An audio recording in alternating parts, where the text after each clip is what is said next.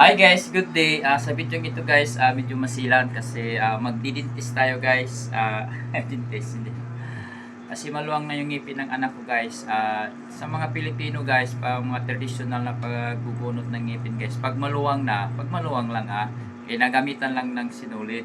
O, sinulid lang guys. Pag maluwang na ay tatali mo lang at mabubunot na yun. Kaya medyo masakit pero hindi naman as in na masakit.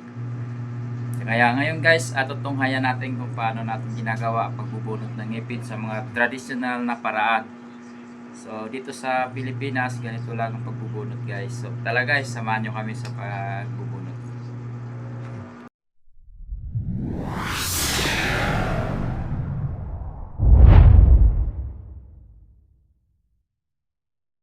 Ay, kaya! Tapos umiyak ako.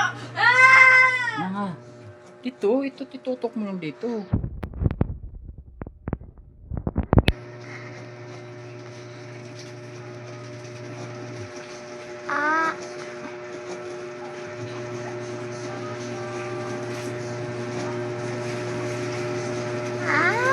Garay.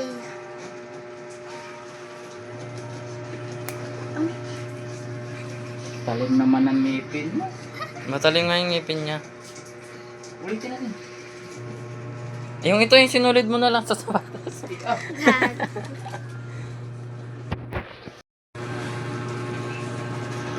Yan guys, bubunutin yung ngipin ni Ken Ken. Talim ng ngipin mo, hindi pa nga na ano eh. Dad, kaya yan lang.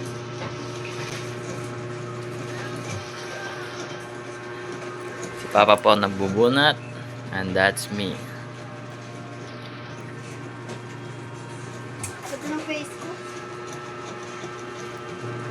Yan nga. Yan lang po, siya lang po nagbubunot sa aming lahat.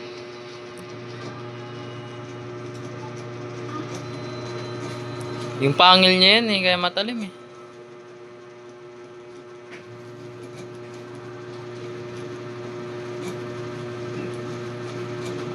Dahan po, ganyan lang. 1, 2, 3, go. Hindi nabunot. Hindi kaya na sinulid guys. Isa pa. Ano na yan? Plies! Plies!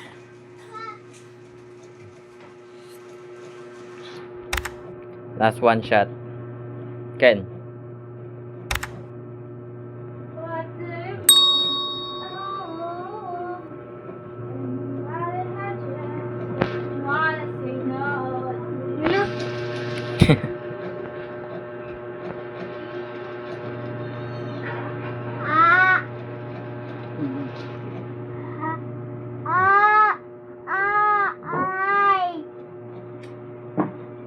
Magulo.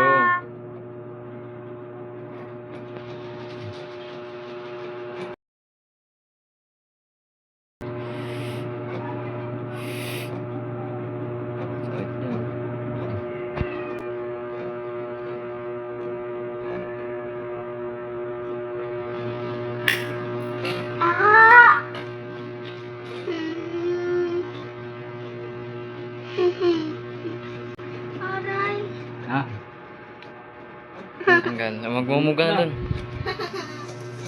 Tumarsik! Dito ko nakita yun eh.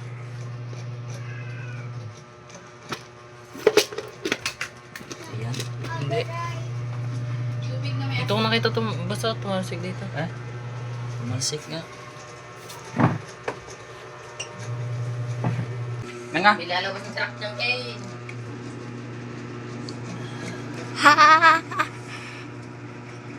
Ayan, nabunot na guys, oh. Walang tubig, saka asid. Lumugmog mo. Ibabad mo yung asid. Ay.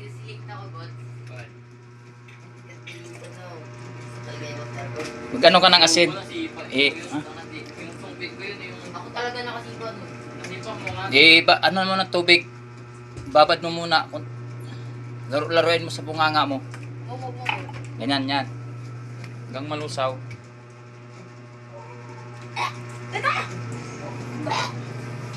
Para tumigil yung pagdurugo.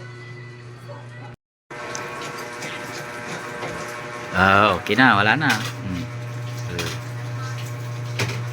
dugo pa, gano'n, magalimong ka pa, lagyan mo ng asin, ibabad mo. Ibabag mo sa asin, tubig, tapos ibabad mo yan.